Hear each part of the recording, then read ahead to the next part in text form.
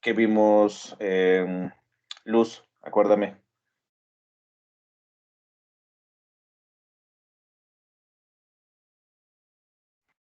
Profe, no me acuerdo. Vámonos.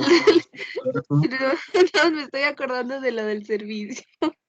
Bueno, está bien. Lo bueno es que te acordaste de esa parte. Eh, Juan Carlos por aquí nos dice los componentes de un sistema neumático, sí. En particular, por ahí estuvimos viendo desde cómo generarlo, ¿no? Veíamos que, bueno, había diferentes formas de generar una compresión de aire. ¿Quién me platica una? Que se acuerden. De hecho, El turbo. el turbocompresor, ¿verdad? Veíamos por ahí, de hecho, vimos una animación y veíamos que era un tipo de compresión que tenía que ver con mecánica de fluidos. Y la más común, la más utilizada es la otra, ¿cómo dijimos que se llamaba? Como la que está, los compresores que están en la casa de Jorge o en el laboratorio.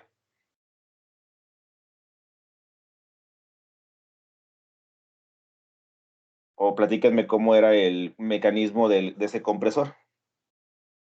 Por ahí vimos hasta una animación.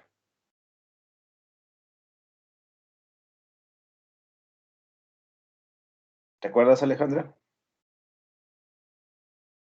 Ah, me acuerdo de cómo era la animación, pero no sabía cómo explicarla. A ver, ¿qué hacía en la animación? Platícanos así un poquito, así como qué pasaba con ese mecanismo. Pues la animación que recuerdo era que de un lado entraba aire y del otro lo pasaba como a el tanquecito o algo así. Ándale. Muy bien, muy bien. Entraba el Era aire, como- dejaba pasar. Eran los Y, rotativos. bueno, había también rotativos también, veíamos por ahí. También es una de las clasificaciones. Ahorita lo retomamos, José Luis. En la parte bueno, dice Juan Carlos, compresión por pistones o por émbolos, eso es un tipo de compresión. También los rotativos hay ¿cómo se llama? Hay compresión de ese estilo, pero lo que hacía era que entraba el aire, lo movía y luego lo aventaba con una cierta presión, pero hacia el lado ¿cómo se llama? Pues del depósito. Y pues esto lo iba haciendo pues de manera continua. ¿Y qué pasaba? Las dimensiones del depósito no cambiaban, seguían siendo en este caso las mismas. Pero ¿qué sucedía? Cada vez que se estaba moviendo, que se estaba moviendo, que estaba moviendo, subiendo, bajando, subiendo, bajando, subiendo, bajando, iba a llegar un punto en el que, pues, la cantidad de aire en el depósito iba a ser mucho más, pero en el mismo espacio. Entonces, había una compresión de aire. Sería la compresión volumétrica. La normal, la más estándar, es por pistones o por émbolos, y también tenemos por ahí compresores, en este caso, rotativos también. Y bueno, tenemos también los turbocompresores. Muy bien, muy bien. ¿Cómo podemos lograr, Oscar, eh, Oscar Eduardo? Imagínate que yo necesito tener una presión de trabajo muy alta. ¿Cómo es una manera muy sencilla, entre comillas, de llegar a trabajar a, no sé, una presión de 200 bares o alguna cosa así? ¿Cómo lo logro? Pues con el compresor, ¿no? ¿Con un solo compresor? O, bueno, pues ya ayer vimos los compresores en serie, o cómo era, que tenía dos Bueno, cabezales en etapas, ¿verdad? en Ándale, muy bien, esa etapas. es la idea. Teníamos varias etapas y entonces, bueno, por ejemplo, con 3 etapas podemos llegar hasta compresiones de 200 bares. Lo normal, lo más común les digo que es que podamos ver los compresores de 2 etapas, de 2 cilindros. En un cilindro primero se comprime a una cierta presión y esa presión, bueno, se enfría y luego se pasa en este caso al otro cilindro un poquito más chiquito y todavía se comprime aún más. Les digo, es como etapas. Y bueno, ¿qué características tiene que tener el aire comprimido? Que se acuerden. Características, no tanto las propiedades, características. Que está limpio. Tienes que estar limpio, muy bien. Para eso, pues por ahí veíamos que teníamos algunos elementos que nos iban a ayudar a hacer esa separación de impurezas. ¿Qué otra cosa? algo que le llamaba mucho la atención a Juan Carlos y a Jorge, acuérdense.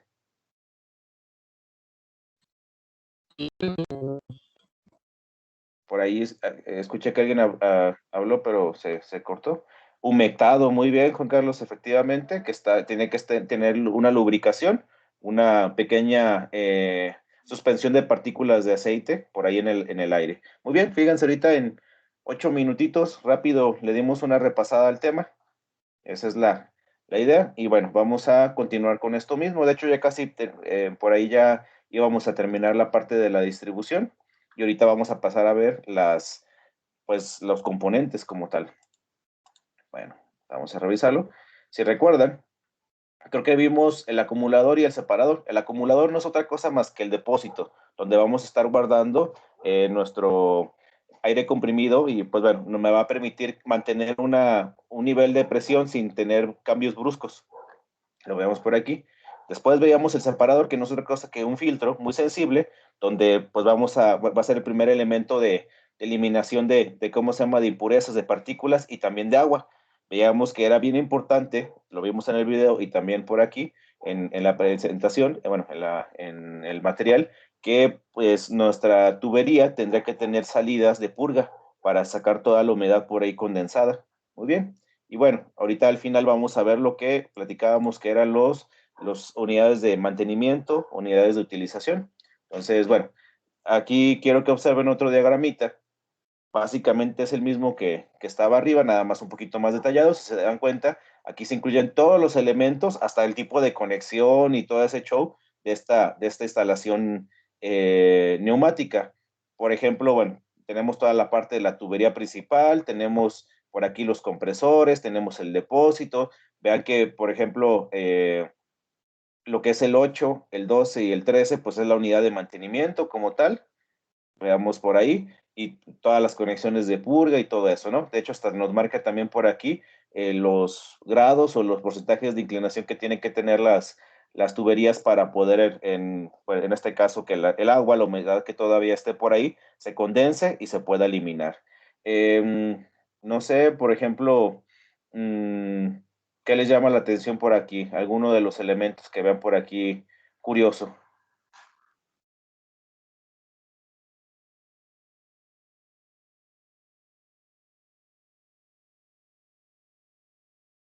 ¿Alguno que les llame la atención? Fíjense, por ejemplo, lo que les decía, aquí está el 12, el 13, aquí lo tenemos. Vean que tenemos el filtro, ¿cómo se llama? El lubricador. Y acá, de este lado, tenemos pues la toma, la toma ahora sí que para el consumo del aire. Por ejemplo, este puede estar conectado, bueno, no sé si se dieron cuenta, pero por ahí en los robotines, en los Fanuc que tenemos ahí en el laboratorio, tienen actuadores neumáticos, tienen unos grippers, unas pinzas, por decirlo de esa manera, y esas trabajan con aire. Entonces, no, bueno, ahí en esa área de espacio de trabajo, bueno, está toda la tubería, en este caso es una tubería de metal, ahorita vamos a ver las características principales de la red de distribución, y en la pared por ahí hay una toma, bueno, está una unidad de mantenimiento, y está la toma, y ahí llegan y ya le conectan por ahí las mangueritas. Normalmente las últimas mangueritas son flexibles, son de plástico, también para que, pues ahora sí que la dinámica de uso sea un poquito más sencilla.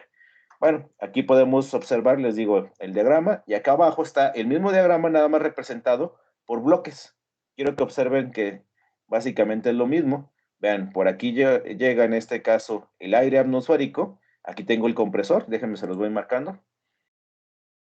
Creo que no lo estaban viendo. Aquí tengo el compresor, llega el aire, en este caso, bueno, atmosférico, lo comprime, llega al acumulador, pasa, bueno, si son en este caso redes de distribución grandes, todo esto sería como el separador, se va moviendo, y vean, hasta acá está, en este caso, la unidad de mantenimiento o de utilización.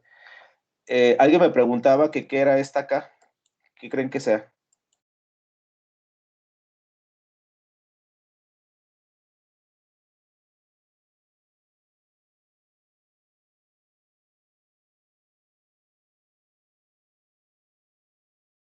Aquí dice condensado, pero ¿qué sería?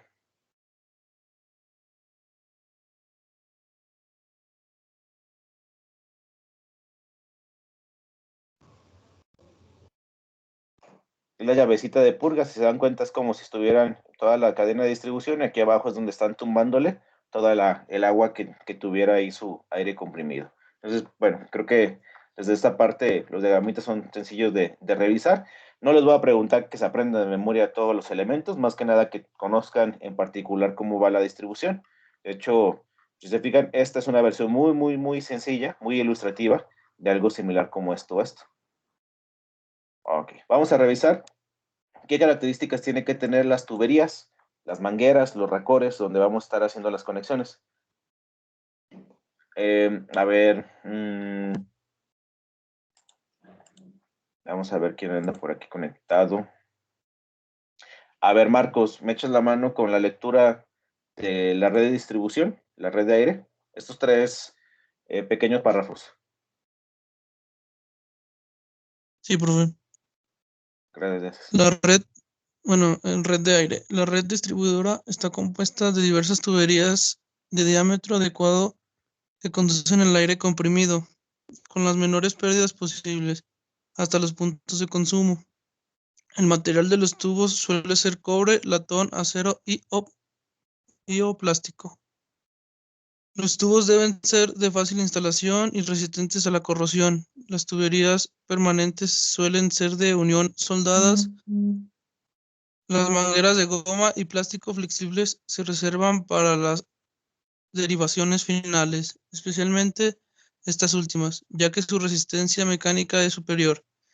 En este sentido, las tuberías de polietileno y poliamida se utilizan cada vez más por su costo reducido y su fácil montaje.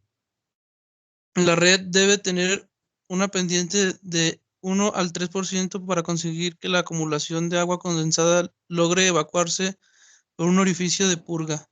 Para ello se instalan pequeños depósitos auxiliares provistos con llaves en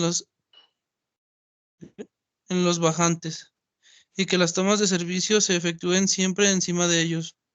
Las conexiones de los bajantes se harán por la parte superior de la conducción principal para impedir en lo posible el paso de agua condensada, del agua condensada. Muchas gracias, Marcos. Efectivamente, si se dan cuenta, podemos tener una combinación de diferentes tipos de tuberías. Piénsenlo, reflexionen un poquito en el laboratorio, cómo está la distribución de aire, cómo va el aire del compresor. El compresor está en la parte de atrás del laboratorio. Cómo va, por ejemplo, ahí al área donde están las estaciones de trabajo de Festo, o los robotines, esto de los manipuladores, o por ejemplo, ahí donde está el torno y la fresadora también hay aire. ¿Cómo va? ¿Qué tipo de tubería tiene por ahí? El color Bueno, si quieren del color, díganme el color. es amarillo. Es amarillo y es metal. Se dan cuenta pues básicamente la redistribución, la que es, pues podemos decir así, la permanente, pues es metálica, me parece que es de tubo galvanizado y pues bueno, esa realmente no se mueve, no se cambia, pero ¿cómo se llama? La tubería que está ya de ese punto hacia adelante, normalmente es de plástico. De hecho, Jaciel, por ahí ustedes que estuvieron ahí con los robotines, eh, ¿cómo son las mangueritas que tienen en la parte de arriba junto a los grippers? Bueno, no sé si sigan teniéndolo conectado por ahí, pero creo que sí. Sí, son de plástico. Plástico así común y corriente, ¿no? De hecho, son muy flexibles, son fáciles de utilizar, fáciles de cortar. De hecho, ahora sí que pues las puntas, los elementos de contacto, pues, bueno, son carillos porque son al final industriales, pero pues ustedes se hagan de cuenta que llegan, lo montan, lo pegan y listo, lo que sigue, lo que sigue. Casi siempre quedan de manera, pues, muy fácil de cómo se llama de emplear. Y bueno, eso lo vamos a revisar ya cuando tengamos prácticamente la unidad donde voy a utilizar el aire. Y bueno, lo que les había comentado anteriormente, es bien importante que las tuberías tengan en este caso los elementos por ahí de ¿cómo se llama? De filtrado y de purga para sacar toda la humedad condensada que está por ahí. Recuerden que esa agua, esa humedad me puede generar problemas en mis elementos. Puede hacer que se oxiden o puede hacer que ¿cómo se llama? Que no funcionen como deba de ser. Entonces, bueno, algo importante, fíjense, aquí está lo que les decía el otro día con Jorge. Déjenme lo pongo por aquí. Normalmente siempre buscamos que la red de distribución sea cerrada, de tal forma que no a cada rato esté prendiendo mi compresor. Si yo mantengo, por ejemplo, no sé, una presión de 20 bares en toda ¿cómo se llama? Ahora sí que mi red de distribución, a lo mejor cada cierto tiempo la voy a estar prendiendo, pero no va a ser de forma continua. ¿Por qué? Porque la voy a estar reutilizando, a lo mejor nada más cuando libere algún espacio en alguna válvula o en algún pistón, alguna cosa así el aire, pues bueno, por ahí lo puedo en este caso eliminar poco a poco, pero pues no es precisamente que tenga todo el tiempo prendido ¿cómo se llama? El compresor. Eso es importante para pues mantener en este caso el control de la presión en toda la tubería. Bueno, como habíamos platicado anteriormente, pues cómo se hace la preparación, ¿se acuerdan que esto lo veíamos? Recuerden que antes de utilizar ese aire, tiene que pasar, pues bueno, por varios filtros, pero en particular tiene que pasar por una unidad de mantenimiento o una unidad condicionadora que está conformada por un filtro, por un regulador y por un lubricador. Lo podemos ver aquí, de hecho, esta es como un diagrama de una unidad de mantenimiento de las de Festo, están sencillas de identificar. Quiero que observen por aquí que viene, pues desde el punto de vista, viene el regulador, viene en este caso el filtro, también viene por ahí el lubricador, y vean que pues normalmente tienen algunos elementos de visualización, algunos manómetros para controlar o para revisar en este caso la presión, véanlo por aquí, esta de en medio es el regulador, de hecho esta cosita que está aquí abajo, ustedes la mueven y la ajustan a la presión que ustedes quieran. Por acá tenemos en este caso el filtro y acá tenemos el lubricador. Los símbolos, la simbología, y creo que les enseñé por ahí en el FluSim que de manera automática pues esto lo podemos agarrar una cajita que trae esto directamente. Bueno, vamos a revisar para qué nos sirve cada cosa, creo que es muy fácil de identificar, pero bueno. Pablo, ¿andas por ahí?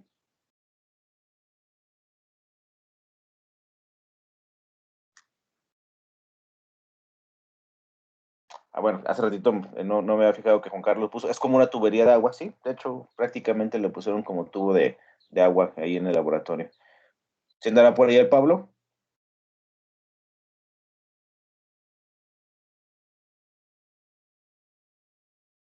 A ver, Carlos, ¿me ayudas a leer ahora sí que la descripción del filtro, por favor?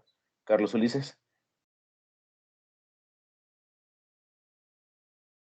Filtro.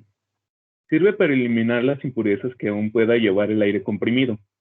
El aire circula a través de un cartucho filtrante, figura 6A, que retiene las partículas de suspensión de tamaño superior a la capacidad del filtro y deposita el agua que se acumula en el fondo del depósito, donde se elimina periódicamente por medio de una purga manual o automática. Ok, muchas gracias, Carlos. Efectivamente, si se acuerdan, pues lo que estábamos viendo, por aquí está el filtro, aquí lo tenemos, aquí en la parte de abajo ustedes lo pueden abrir y sacarle el agua o las impurezas. En el video que vimos la clase anterior, por ahí veíamos cómo literalmente pues lo desarmaban completamente, se vea por ahí un pedacito como de corcho, que es parte ¿cómo se llama? Del filtro. Muy bien, Carlos, muchas gracias. Ahora vamos a pedirle a ver, Oscar Alejandro, ¿me puedes ayudar a leer, pues, cómo funciona el regulador?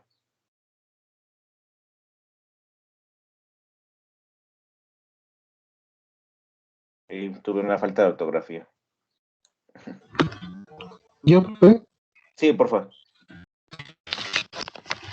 a ver si no se corta. Estoy muy feo. Regulador de presión.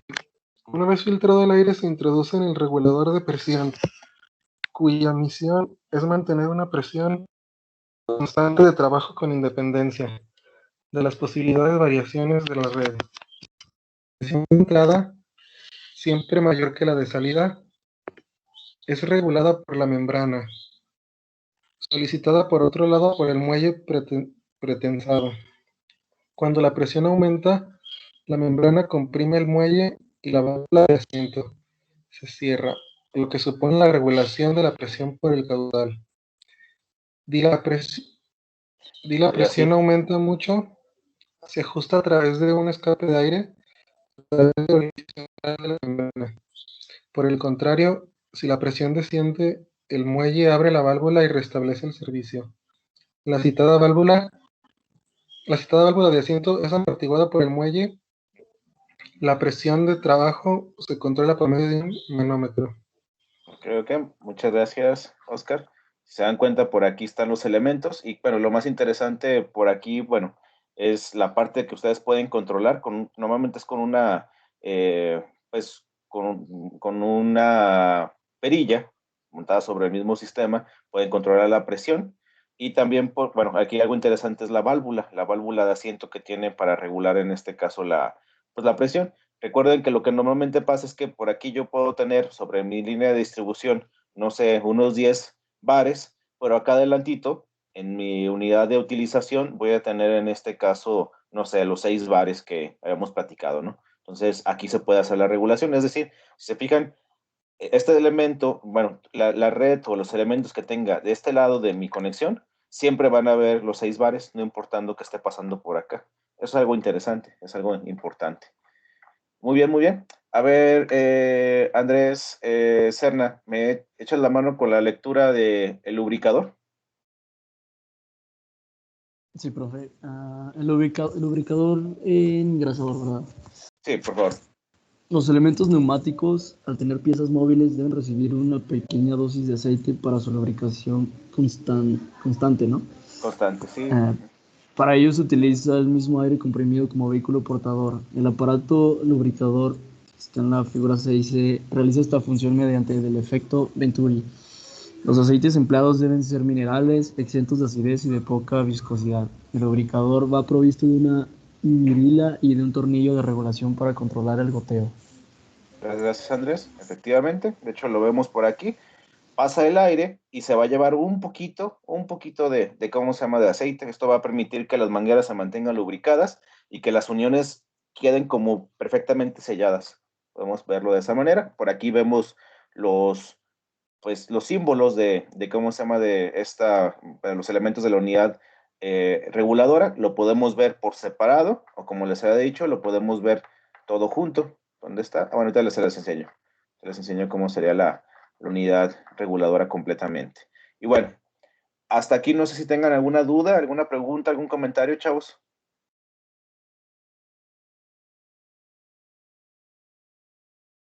No, profe, todo No, bien. profe. Estaba padre, ¿no? ¿Sí se acuerdan que en el Fluid Sim, bueno, podíamos sacar la unidad de mantenimiento completa o sacarla por separado? ¿Se acuerdan de eso?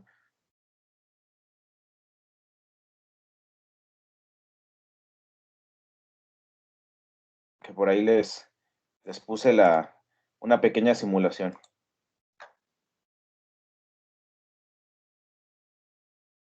¿No? No me agüito, ¿eh? Si no se De acuerdan, no las pasa nada. animaciones de aula virtual. Bueno, pueden ver las animaciones, pero también en el FluSim, no sé si se acuerdan que les abrí por ahí un archivito. Les enseñé ¿cómo se llaman? Los símbolos. Bueno, déjenme se los pongo, nomás para que se acuerden un poquito más. De hecho, lo que sigue es que vamos a empezar a estudiar, pues, los diferentes tipos de elementos neumáticos que puede tener mi sistema. Son un montonal, ¿eh? De hecho, probablemente no podamos revisar uno por uno porque pues no tiene caso, no tiene sentido. Nos acabamos ¿cómo se llaman? Las sesiones de clase y no avanzamos. Miren, déjenme se los pongo, nada más para que lo vayan conociendo. Una vez que revisemos todos estos componentes, vamos a empezar a hacer prácticas de circuitos neumáticos y electroneumáticos. Véanlo por aquí. Les decía que desde la parte de la neumática tengo los compresores. Vean por ejemplo, que está aquí. Este elemento es una unidad de mantenimiento. Es el símbolo como tal. Esta sería como la toma de aire. Vean que aquí tengo el lubricador, bueno, por ejemplo, los drenajes manuales, ¿cómo se llaman? Los depósitos, si quieren el compresor y todo ese tipo de cosas. Miren, por ejemplo, lo puedo poner aquí. Lo veríamos. Y la conexión se hace, lo habíamos hecho anteriormente, se hace igual como una conexión eléctrica. De aquí en adelante, por ejemplo, lo que haya pasado por aquí, si quieren poner en este caso, un filtro, un secador, alguna cosa así, lo pueden poner de este lado, pero bueno, vamos a suponer que nuestro aire está todo bonito, está todo completo. Vean aquí algo interesante, vean que aquí tengo, pues pareciera en la parte de abajo que es el punto donde el filtro pues bueno, ahora sí que se puede abrir, se puede quitar el agua condensada, y aquí está la regulación. De hecho, si le doy doble clic, yo puedo controlar a cuánta presión voy a estar trabajando y también pues cuál va a ser el flujo, el caudal con el que va a estar trabajando también aquí. Entonces nos permite hacer algunas adecuaciones en nuestra simulación. Y les decía, bueno, hacia adelante podemos poner lo que yo requiera. Puedo poner, por ejemplo, una válvula. Vamos a pensar una válvula, bueno, en un principio, esta está abierta, está cerrada. Esta está abierta, entonces fíjense, esta, por ejemplo, les decía que es una válvula 3-2. Se llama 3-2, ¿por qué? Porque tiene 3 terminales de entrada-salida y 2 posiciones. Normalmente, bueno, por ejemplo, podemos ver que la posición 1 va a ser la toma de aire, la posición 2 va a ser la salida, y la posición 3 es como la purga o el elemento de salida. Normalmente este tipo de válvulas se pueden conectar a un cilindro de simple efecto. Lo ponemos por aquí y hacemos la conexión. Quiero que observen que en la parte azul es donde hay aire. Es donde hay aire comprimido. La parte que según azul más claro, pues no está funcionando, pero llego y, por ejemplo, presiono y se movería.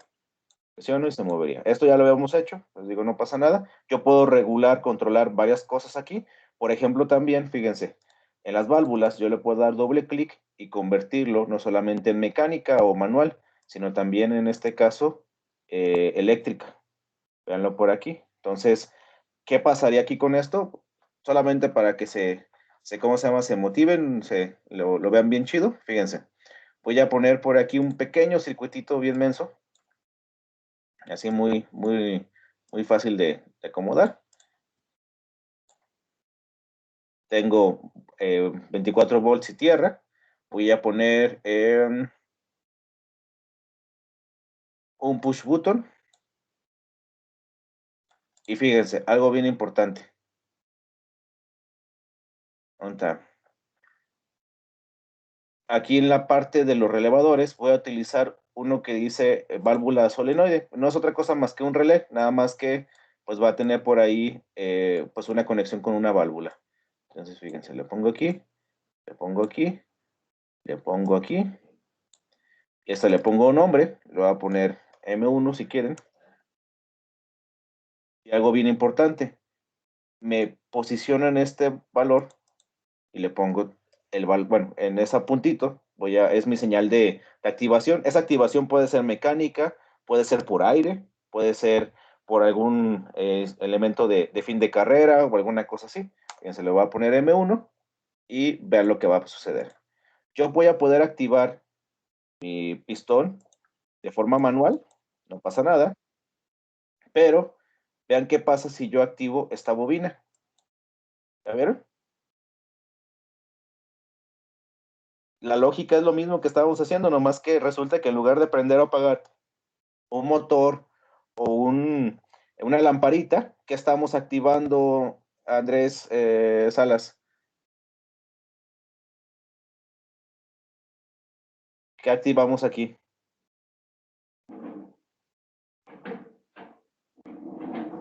Ah, no sé. ¿Cómo se llama el de en medio, el grandote? Bueno, este no es una unidad de mantenimiento, pero no lo está. Fíjate, ¿qué activamos? Yo Ah, llego, el resorte del final, ¿no? sí, bueno, el resorte sería un cilindro, un pistón neumático, por decirlo de esa manera. Se dan cuenta, lo que estamos haciendo es combinando un control eléctrico con una parte de acción neumática, pero la estructura de la lógica es lo mismo. Nada más, fíjense aquí, estamos relacionando, pues ahora sí que la bobina del solenoide o la bobina de esta válvula con esta activación, y ya.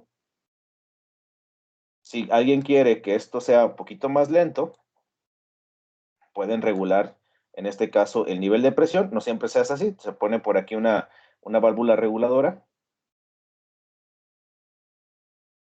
con eso puedo controlar la velocidad y todo ese tipo de cosas. Bueno, les digo, va a estar bien divertido esta parte. ¿Por qué? Porque vamos a unir lo que ya vimos con esta parte de la neumática. ¿Algún comentario? ¿Alguna pregunta? ¿Cómo suena esto, Daniela? ¿Suena chido? ¿Se ve chido? Sí. Está padre, ¿no? De hecho, hay unos cilindros donde le pueden poner por aquí hay una, más dejen que lo encuentro, una regleta. Entonces ustedes pueden definir los desplazamientos y pueden poner como puntitos que sean como los fines de carrera. Entonces ya pueden también conectar aquí directamente, pues por ejemplo, no sé, que un sistemita sea automático a partir de que cuando llega a una posición se regresa otra vez y viceversa. Muy bien, chavos.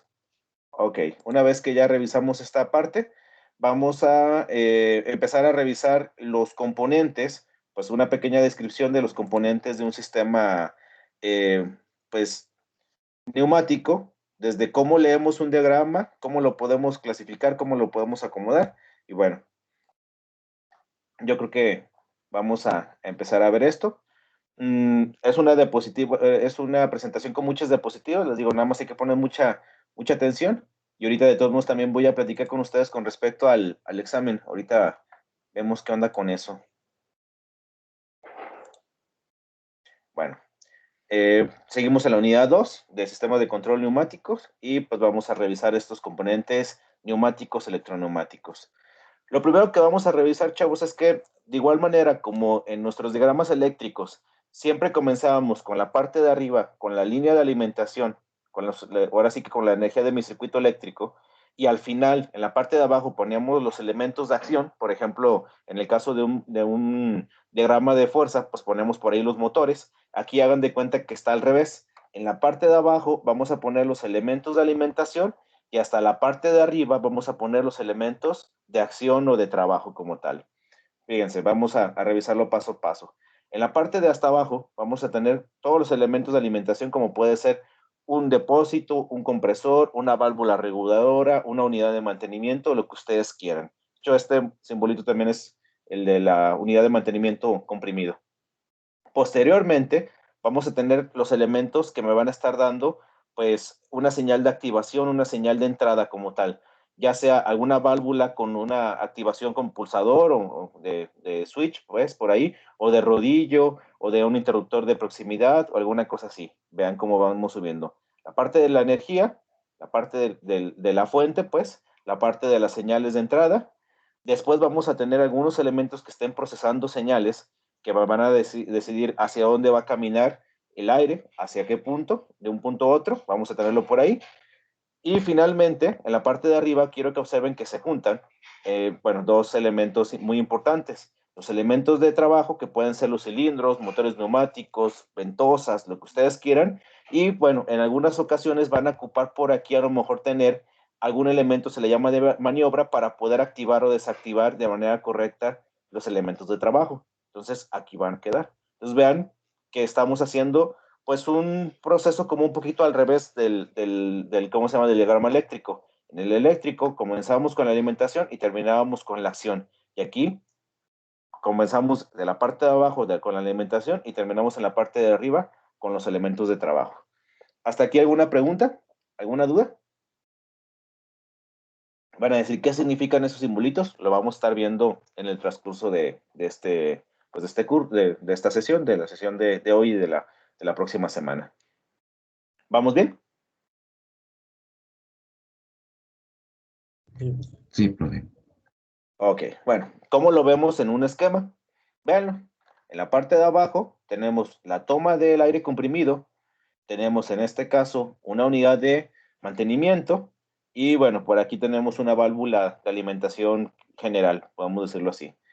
Después, a este nivel, vamos a ponerlo aquí, tenemos mis elementos de entrada, vean que son válvulas de push. Bueno, tienen por ahí ciertas características que vamos a ver más adelante. Por ejemplo, esta tiene un regreso por resorte. Vean que esta tiene, pues, es un interruptor de rodillo o de fin de carrera, podemos pensarlo así. Por acá tenemos los elementos de procesamiento. Y aquí tenemos los elementos de mando. Tenemos una válvula, en este caso 5.2, que va a estar activando este cilindro, que es un cilindro de doble efecto. Entonces, véanlo, elemento de trabajo, elemento de mando, elemento de procesamiento y elemento de alimentación. Alguien podrá decir, bueno, ¿y qué son estas clavecitas que vienen por aquí? De igual manera, como lo hemos visto anteriormente, podemos estar identificando cada uno de los elementos a partir de una numeración y también de pues un código como tal. Nos vamos a dar cuenta que los ceros, esos que vienen por aquí, son de los elementos de alimentación. Y bueno, cada uno de estos vamos a ¿cómo se llama? A identificarlo. No es tan importante, pues lo más importante sería tomarlo en consideración al momento de leer un diagrama, pero en realidad ahorita lo que es crucial es que vayan identificando cómo trabajan estas cosas y ya posteriormente ya le vamos a poner ahora sí que ¿cómo se llama? La normativa de los lineamientos de nombre y de cómo se llama, de simbología como tal. Y bueno, lo que les decía, ¿no? Fíjense, por ejemplo, aquí los códigos, el número del equipo se comienza con 1, solo se utiliza cuando el circuito de mando completo consta de más de un equipo, podemos verlo por ahí. El número de circuito de mando con 1, todos los accesorios con 0, si se dan cuenta, toda esta parte de abajo la vemos como si fueran elementos accesorios, los elementos de alimentación. Y bueno, la señalización de los componentes con letras, véanlo por aquí, las S, las V de las válvulas, la A de los actuadores, y pues bueno, por aquí seguimos con esto mismo, véanlo. Elementos de trabajo es 1, actuador, véanlo aquí las válvulas, véanlo por aquí, tengo 2 válvulas, y los elementos de procesamiento, aquí tengo las S, y los elementos de alimentación o accesorios con el 0 y bueno, con la Z y con la S. Todo esto, les digo, es importante que más o menos lo identifiquen, pero no que se lo aprendan de memoria, simplemente que lo sepan leer. Hasta aquí, ¿vamos bien?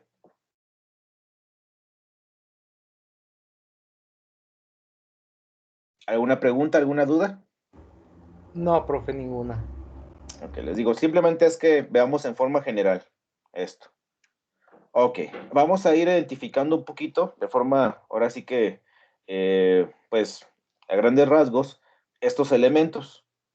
En particular, ahorita vamos a platicar mucho sobre los elementos de trabajo, los cilindros, cómo, bueno, ahora sí que cómo se pueden clasificar, cómo trabajan, cómo podemos leer los simbolitos y también las válvulas. Ahí nos vamos a atorar un buen rato. En la parte de la alimentación y de mantenimiento son sencillos, de hecho es fácil identificarlo. De hecho, si se dan cuenta, estos símbolos los acabamos de ver en el FluSim.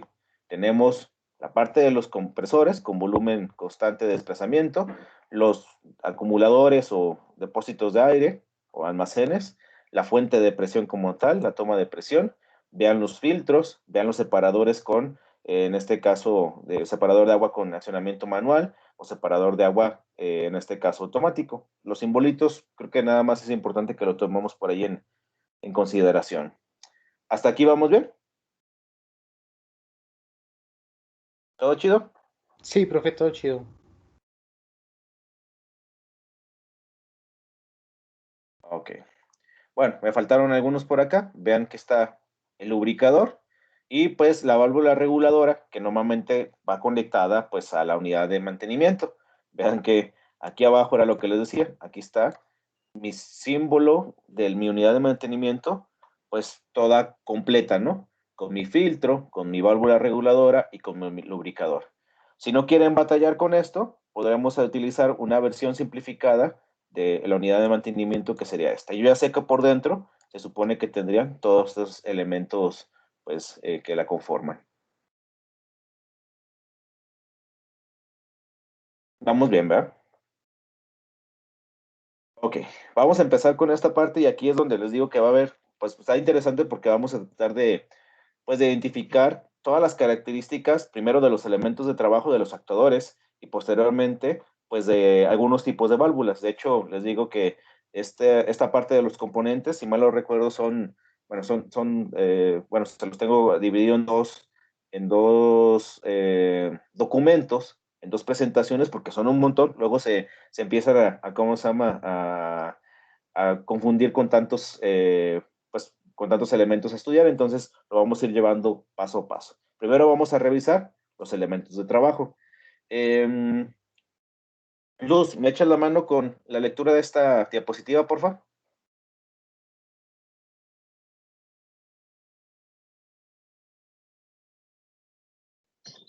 Sí. Sistemas de accionamiento y actuadores. Un sistema de accionamiento o actuador convierte energía en trabajo. El movimiento se controla mediante una unidad de control. El actuador reacciona a las señales de control que recibe el sistema de acondicionamiento. De accionamiento, perdón. Además de los actuadores, existen otros elementos que se encargan de indicar el estado del sistema de control o de los actuadores. Por ejemplo, indicadores ópticos de accionamiento neumático. Los actuadores neumáticos pueden clasificarse según dos grupos: actuadores que ejecutan movimientos lineales y actuadores que ejecutan movimientos giratorios. Ok, Luz, muchas gracias. Efectivamente, se dan cuenta, el actuador va a convertir la energía, en este caso neumática, en un trabajo. Puede ser un desplazamiento de un émbolo, puede ser en este caso, generar una presión en algún punto, alguna cosa así, ¿no? Siempre también estos elementos de trabajo van a ocupar por ahí algún elemento que les dé, pues como el control, les dé como las señales de activación. Entonces, todo eso lo vamos a estar revisando posteriormente. Y bueno, ¿cómo lo podemos clasificar? En grandes rasgos, serían actuadores lineales y actuadores giratorios. Así de sencillo. Ok. Vamos a revisar primero ¿cómo se llaman? Los lineales. Algunos ejemplos, por ejemplo, puede ser los cilindros de simple o de doble efecto, podemos pensarlo así. Los giratorios, o en este caso los rotativos, podemos pensar en un cilindro giratorio, en un actuador basculante, o por ejemplo también en un motor neumático. Ahorita los vamos a revisar más a detalle. ¿Vamos bien?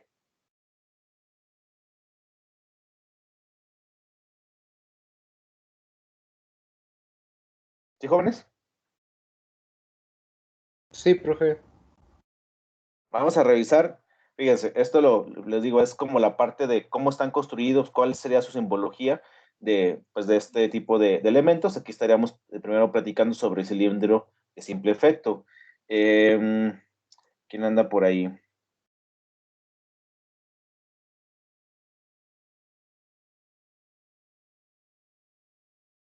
Raúl, ¿me echas la mano con la lectura de esta descripción, por favor? Sí, ¿se escucha bien? Sí.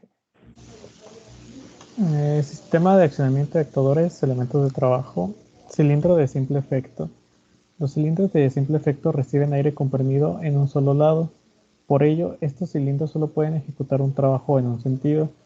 El vástago retrocede debido a la fuerza que aplica un muelle incorporado o a raíz de la aplicación de una fuerza externa. La fuerza del muelle incorporado se define de tal modo que el émbolo vuelva a su posición inicial sin carga, aunque con una velocidad apropiada. Ok, muchas gracias, Raúl. Efectivamente, si se dan cuenta, aquí, vamos a pensarlo de esta manera, aquí está entrando el aire, esto hace que se mueva este eje, el vástago como tal, se va y va a estar en este caso, pues elongando, pues ahora sí que el pistón ¿cómo se llama? Del cilindro. ¿Y qué va a suceder al final? Cuando ustedes le quiten el aire aquí, el mismo sistemita mecánico que tiene por aquí un resorte lo va a regresar a su posición. Normalmente luego estos resortes están diseñados para, como bien lo dice la descripción, para que no sea un movimiento pues muy brusco y que no llegue a una posición no adecuada. Se quedan ahora sí como si fuera en reposo. Vean el simbolito por aquí y creo que esto está fácil de entender, ¿verdad? Estos son los más sencillitos. Yo no solamente puedo hacer que haga algo, ¿no? Por ejemplo, no sé, le presiono un botón y con eso genero un estampado. O no sé, quito una botella o alguna cosa así. De manera automática se regresa. Pero ¿qué tal si yo quisiera controlar tanto ahora sí que la elongación como la retracción del elemento? Tendría que utilizar otro tipo ¿cómo se llama? De cilindro, que es el que vamos a ver a continuación, que sería el de doble efecto. Pero ahorita lo revisamos. Se me estaba pasando, bueno, ¿para qué se pueden utilizar? ¿Para qué se pueden utilizar? Para entregar piezas, para juntar piezas, para sujetar piezas, para distribuir piezas, básicamente para eso, ¿no? Simplemente es mover algo, aventar algo, ¿no? Y bueno, como bien lo dicen, los cilindros estándar tienen una carrera, tienen un movimiento de 8 centímetros más o menos. Va a depender también del tipo de cilindro que estemos utilizando, pero bueno, los estándar tienen un desplazamiento muy pequeñito. ¿Hasta aquí alguna pregunta?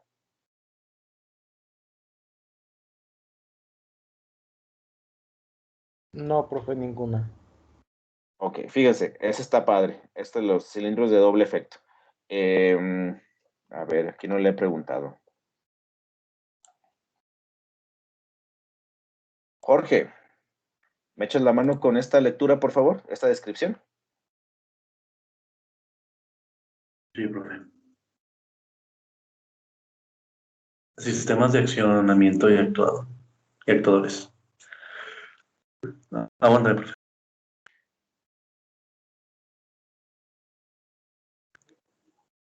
Cilindro de doble efecto. La construcción de un cilindro de doble efecto es similar a la de un cilindro de simple efecto. Sin embargo, el cilindro de doble efecto no tiene un muelle de reposición, ya que ambas conexiones se utilizan para la alimentación y el escape del aire. El cilindro de doble efecto tiene la ventaja de poder ejecutar trabajo en ambos sentidos. Por ello, es un cilindro apropiado para numerosas aplicaciones. La fuerza que se aplica en el vástago es algo superior en avance que en retroceso, ya que la superficie es mayor en el lado del émbolo que en el lado del vástago. Ok. Muchas gracias, Jorge. Si se dan cuenta, aquí tenemos dos tomas. Tenemos una toma aquí y otra toma aquí. Entonces, con eso voy a poder en este caso definir si camina en ese sentido o si va a regresar. También lo podemos ver. Bueno, vamos a darnos cuenta que para este tipo ¿cómo se llama?, de cilindros, vamos a tener que utilizar una válvula en particular o un conjunto de válvulas. Lo normal o estándar es que utilicemos una válvula 5-2 para poderlo controlar, pero bueno, eso lo vamos a ver más adelante. También se puede controlar con dos válvulas 3-2 conectadas por ahí en paralelo, por decirles de esa manera. Entonces, vean, lo que va a suceder es que, por ejemplo, bueno, aquí lo vemos en la parte azulita como si estuviera un poco de aire, pero imagínense que entra por aquí el aire, va a empujar ¿cómo se llama?, mi cilindro, y si por circunstancias ustedes ahora ponen este aire aquí, lo que va a hacer es que lo va a regresar otra vez a la posición inicial. Entonces puedo hacer un trabajo en ambos sentidos. Bueno, hay otros tipos de cilindros que también son importantes de revisar, de identificar. Tienen ciertas características por ahí muy curiosas. Por ejemplo, estos cilindros tipo tándem son básicamente dos cilindros conectados, uno tras otro. Los de amortiguación final, bueno, no voy a entrar mucho a detalle, pero bueno, básicamente estos lo que tienen es que se avienta, se abre y, bueno, al final no crean que se hace de manera pues brusca ahora sí que el alcanzar a la posición final, sino que se hace como si estuviera amortiguada, ¿no? Digamos, empieza a moverlo rápido y luego se amortigua. ¿Para qué se utilizan esos? Pues bueno, va a depender mucho de las aplicaciones en las que lo veamos. Aquí, por ejemplo, sería, no sé, para evitar que golpee el cilindro, alguna pieza o alguna cosa así que tenga como una conexión con ahora sí que un desplazamiento más controlado. Hay otros que tienen doble vástago. Esto está interesante porque ustedes pueden aventar el aire y se va a mover en un lado y hacia otro. Y bueno, también vamos a poder encontrar algunos cilindros que son giratorios. En lugar de ¿cómo se llama?, de hacer una elongación, vamos a tener un desplazamiento rotatorio. Bueno, y algunos que tienen multiposición. Veanlo por aquí. ¿De qué creen que va a depender la multiposición?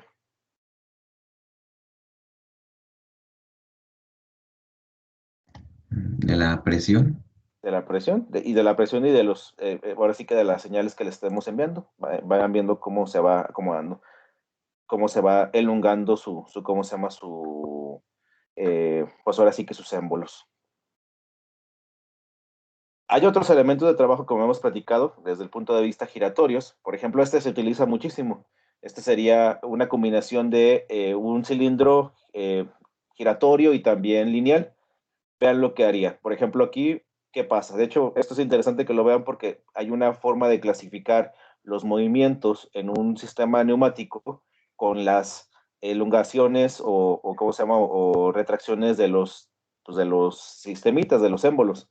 Fíjense, por ejemplo, esta maquinita lo que está haciendo es agarra de una banda con algunos elementos, agarra una pieza y la coloca en el otro punto.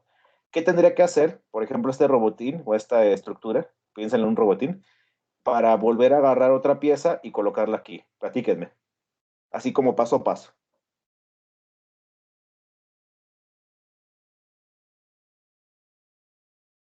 Imagínense que, bueno, aquí lo tengo posicionado. ¿Qué tendría que hacer ahora? Para que quede como esta pieza que ya están acabadas. Soltar. Soltarlo o bajarlo, como para, bueno, va a depender mucho si solamente se ocupa soltar o si se ocupa hacer una presión. Si se fijan, aquí tiene una ventosa.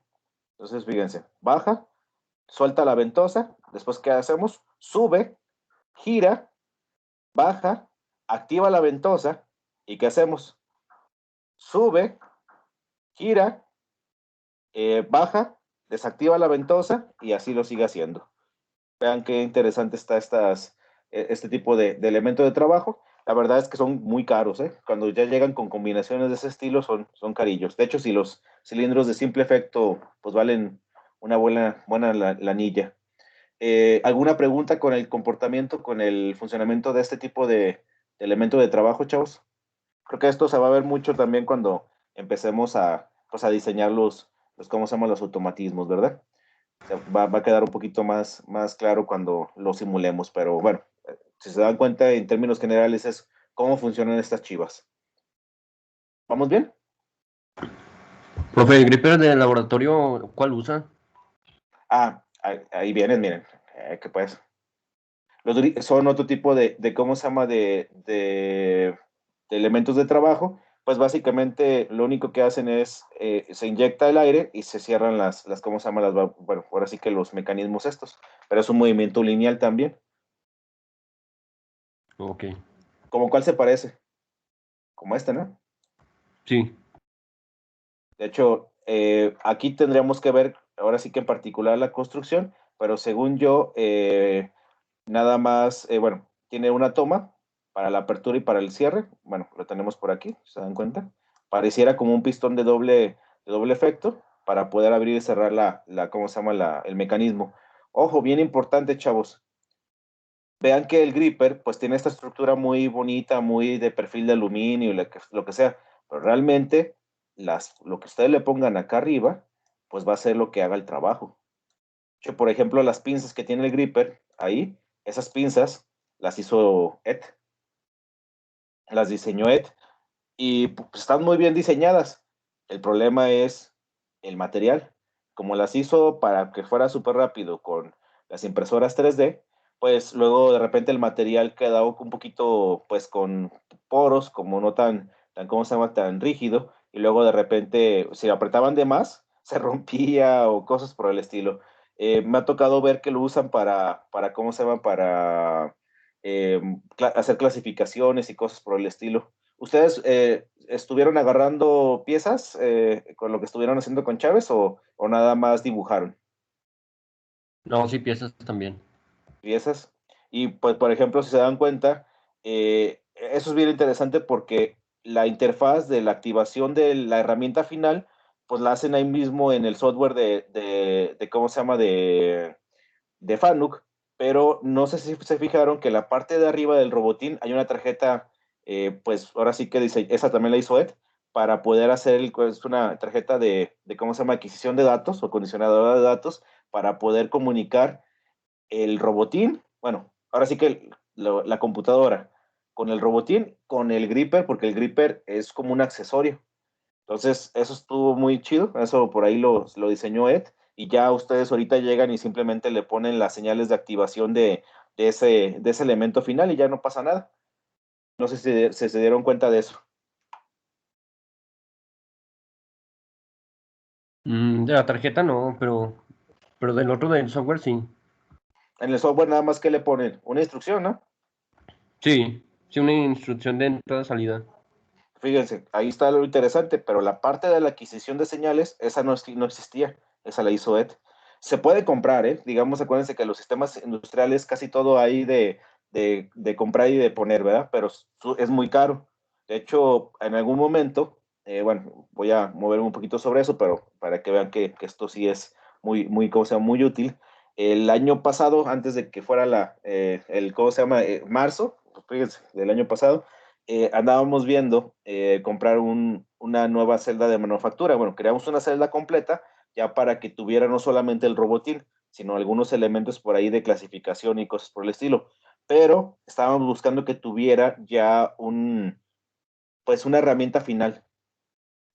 Ahorita, por ejemplo, ustedes han trabajado ya sea pues con el desarrollar alguna trayectoria, con algún lápiz, con algún plumón, alguna cosa así. También, por ejemplo, con el uso del gripper, pero estábamos buscando, pues, tener un robotín que tuviera una soldadora, ¿cómo se llama? Bueno, pues sí, un elemento por ahí para soldar, unas pinzas para soldar, y pues sí existen, nomás tan carillas ¿cómo se llaman? Los elementos, y casi que, pues, te vendían el robotín, te vendían la celda, era un robot chiquitito, yo creo que cabía en una caja que será de 1,5 por 1,5 por 2 de alto, así. De hecho, se supone que la estructura era para que lo montaras así y que adentro pudiera hacer todo lo que ustedes necesitaran, entre eso hacer el soldado. Y pues bueno, es carísimo. Y algo que incluían en esta parte era que ya la activación de la herramienta, pues ya se puede hacer de manera automática ¿cómo se llama? Con el control ahí ¿cómo se llama? Del robotín. Íbamos a irnos a la tiendita de enfrente, como dicen, con el competidor, con la competencia. Iban a ser de Motoman, iban a ser Yashikawa, pero bueno, al final, por la situación de la pandemia y todo eso, el proyecto donde lo metimos lo redujeron muchísimo y ya no llegó todo el dinero completo, entonces pues ya se quedó así. Pero algo interesante es que cuando se compraron los Fanuc, pues en ese momento dicen, se compra el Fanuc, está bien, tal cosa, y ya se quedó así. Y hasta posteriormente, cuando se empezaron a utilizar, se dieron cuenta que les hacía falta pues un montón de chivas de este estilo. Y pues bueno, ya fue cuando se compraron los grippers, se hicieron las adecuaciones neumáticas, pero también por ahí el poderoso Ed pues hizo el diseño de las interfaces de comunicación y pues son las que utilizamos ahorita de manera continua. ¿Hasta aquí alguna pregunta? ¿Alguna duda? No, todo bien. Entonces, fíjense, algo interesante, van a decir, oiga, pero pues aquí esto, ¿cómo agarra? ¿Cómo está eso? Tiene los agujeritos con cuerda para que ustedes le puedan por ahí poner lo que ustedes necesiten. Que ustedes diseñen los deditos, por decirlo de esa manera, ¿no? De lo que van a hacer. Eso sí, muy importante, muy interesante. Y bueno, también otro de los usos, pues tiene que ver no con el uso del aire comprimido, sino de su ausencia. Es decir, ¿cómo se llama? Con el vacío. Las ventosas también se utilizan muchísimo. De hecho, por ejemplo, este que se ve por aquí, que hemos platicado, esto pareciera, o una de dos, si es un elemento metálico, pues es un electroimán, que casi estoy seguro que no, o en este caso sería una ventosa. Generan en este caso pues, un vacío y eso hace o mantiene en este caso, pues, ahora sí que pueden levantar o pueden en este caso mover alguna pieza con puro vacío, pues, como una aspiradora, hagan de cuenta. Y se utilizan muchísimo también. ¿Hasta aquí? ¿Vamos bien? Sí. Ok. Ya casi terminamos esta parte de los elementos, les digo, es nada más la teoría para poderla platicar, para poder identificar esto. Otros elementos muy importantes de estos no tenemos, pero son un poquillos caros, son los motores de aire. Al final, también podemos tener por ahí motores que van a funcionar no con energía eléctrica, sino con presión de aire. Y pues bueno, se utiliza mucho para las secciones de montaje y podemos en este caso clasificarlos por déambulos, por aletas, por de engranes, por de turbina. Fíjense, estos serían en este caso, por ahí trabajarían con la turbocompresión. Y bueno, de forma muy general, de forma ¿cómo se llama? Muy rápida, por aquí les presento todos los simbolillos de los elementos de trabajo que podemos utilizar, ya sean lineales o ya sean giratorios. Véanlo por ahí, vienen estos símbolos. Lo más importante es que los vayamos identificando y todavía aún más importante es que los sepamos utilizar para resolver algún problema. Lo vamos a hacer aquí, lo vamos a hacer en este curso. Y bueno, yo creo que esta parte de las válvulas las voy a dejar para la próxima semana para no atosigarlos con más información, porque de hecho de aquí, si se fijan, vamos a empezar a ver cómo van las válvulas, son un montón también. Entonces lo vamos a dejar un poquito para la próxima clase. ¿Por qué? Porque quisiera que aprovecharan el tiempo, que vean que ¿cómo se llama? Que pues estoy por ahí al pendiente de eso, aprovecháramos el tiempo para que terminen de hacer sus ejercicios de ¿cómo se llama? De sus prácticas. Recuerden que ya el lunes sería su examen. Entonces, pues sí me gustaría que pudieran adelantar un poquillo eso. ¿Cómo ven? ¿Les late?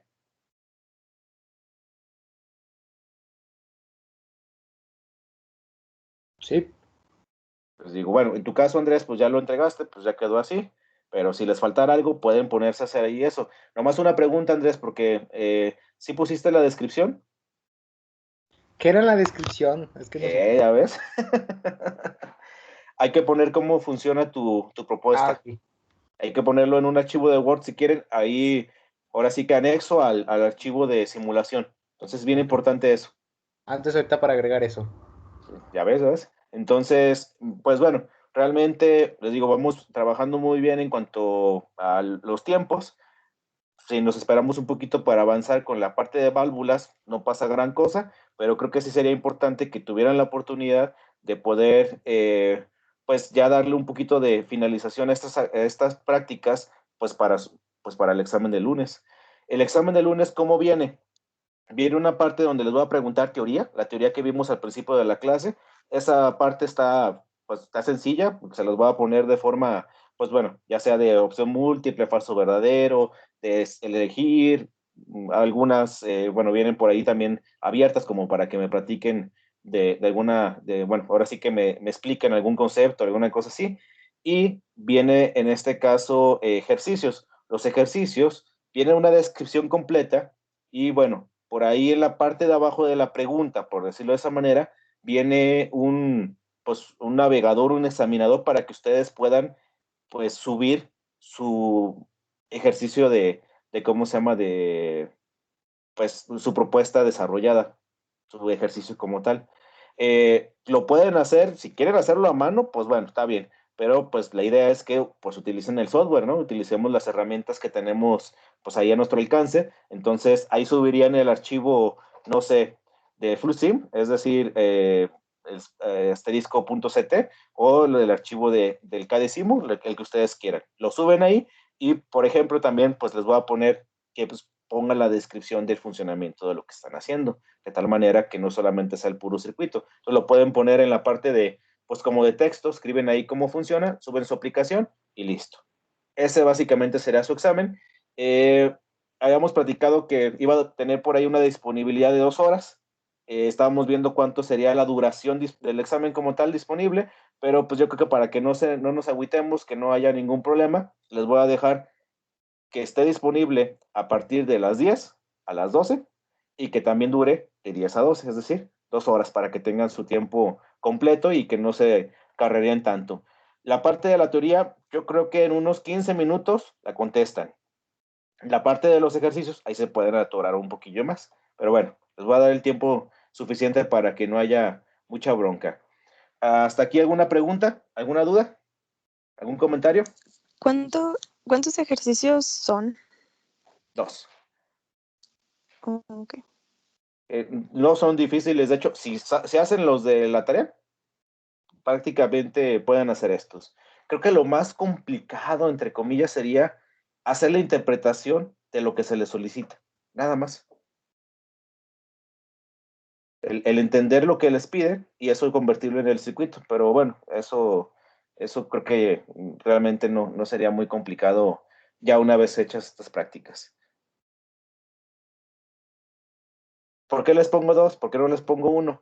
También para darles oportunidad de que si a lo mejor en uno no se acordaron, no les salió bien, pues tengan chance de que no les afecte tanto su calificación pues del examen parcial. Por eso es como pues ahora sí que dividimos, ¿no? A lo mejor cuánto se tardará en hacer cada uno de los circuitos, pues a lo mejor unos 20 minutos, unos 20, 25 minutos a lo mejor. Por eso también la necesidad de que tengan la práctica del estar usando el software. Acuérdense que, por ejemplo, el KDSIMU tiene sus asegúnes ahí que a veces atora y a veces no se ve que funcione y todo eso. ¿Cuándo va a ser el examen, Juan Carlos? ¿Qué onda? ¿Cuándo va a ser? ¿Cuándo quedamos? El lunes. El lunes. Entonces, por eso quiero que por ahí chambien con esta parte el lunes. ¿Algún comentario? ¿Alguna pregunta, chavos?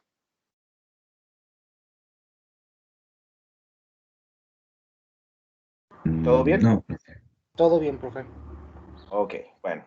Se van dando cuenta, bueno, la materia, les digo, está muy interesante porque son cosas que van a utilizar allá afuera y las vamos como pues conectando. Hay que seguirle con eso. Digamos, ahorita ya terminamos la parte eléctrica, estamos viendo la teoría de la parte neumática. Es importante que la conozcamos para posteriormente que no nomás sea conectar y ya, sino que también veamos por qué está sucediendo esas cosas. Entonces, bueno, para el segundo parcial, probablemente su examen sea en este caso, hacer un circuito electroneumático o neumático, dependiendo de qué tanto avancemos.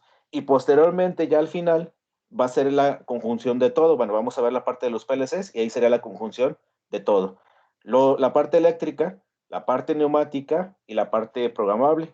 Y pues ya, básicamente, si pueden hacer eso, ya se puede, ahora sí que podrían implementar muchos sistemas que están allá afuera en la industria o lo que ustedes quisieran por ahí estar desarrollando. Alguien me preguntaba, ¿y vamos a ver hidráulica? No creo que alcancemos, y de hecho, en particular, creo que sería más conveniente que veamos, pues a ver si medida de las posibilidades lo podemos lograr, que alcancemos a ver más lenguajes de programación de PLCs para que tengan, pues ahora sí que pues una baraja de opciones, no solamente el ladder o el de contactos, y que la hidráulica sí sirve mucho, pero se van a dar cuenta que, bueno, que es prácticamente lo mismo que la neumática. La diferencia nada más es el fluido y bueno, hay ciertas características que por ahí que tienen que tomar en consideración con uno con respecto a otro. Pero creo que también observaron que la parte de ¿cómo se llama? De elementos de conmutación, que empezamos con la parte de funciones lógicas, que lo pasamos a la parte eléctrica y que ahorita estamos hablando de la neumática, sigue siendo lo mismo. Es activar algo, desactivar algo, revisar algo, sigue siendo lo mismo, es la misma lógica. Entonces, quiero que más que nada se queden con eso. De hecho, ya al finalizar, pues la idea es que en lugar de que ustedes hagan un cableado y con botones y que hagan toda ahí la retroalimentación, que ustedes con software definan cuándo se activa y cuándo se desactiva cada cosa a partir de una lectura de una entrada o de una salida. Así como si estuviéramos programando en ¿cómo se llama? En el Arduino, lo que sea, nada más acá, pues desde el punto de vista industrial. Acá veríamos en un principio el diagrama de contactos, nada más para súper rápido, y posteriormente no sé si veamos GraphSet o veamos bloques funcionales, que a mí me gustaría ver los tres, ¿verdad? Pero bueno, vamos a tratar de ver cómo avanzamos con esto. El chiste es que creo que todo esto que se está viendo les va a servir un montón para allá afuera y pues está pues hasta eso entretenido, ¿no? Si todo sale bien, aquí los poderosos Luz, Jorge, Juan Pablo, ¿quién más me falta? Que creo que no se conectaron, Juan Carlos, me van a ayudar por ahí para hacer algo de material y si todo sale chido, a lo mejor tendríamos 2 prácticas de ensamblado. Entonces, para que no solamente hayan hecho o hayan desarrollado ¿cómo se llama? Su lógica de cómo hacer la conexión, cómo resolver el problema, sino también que lo implementen de forma física. Pero eso pues, está en función de que vayamos avanzando con su proyecto de servicio social. Creo que al menos uno sí lo van a poder hacer. Entonces, al menos sí se van a poder, ahora sí que vamos a poder cerrar el semestre y ustedes van a decir, bueno, al menos cableé un gabinete completo, una aplicación completa. Y eso, pues, está chido. En comparación, por ejemplo, sus compañeros que salieron el año pasado, ellos se quedaron, creo que con la parte nada más de la simulación y hasta ahí nada más. Entonces, bueno, eso sería como un poco de unos puntos extras para que pues, los tomamos por ahí en consideración. ¿Qué más, chavos? ¿Alguna pregunta, algún comentario?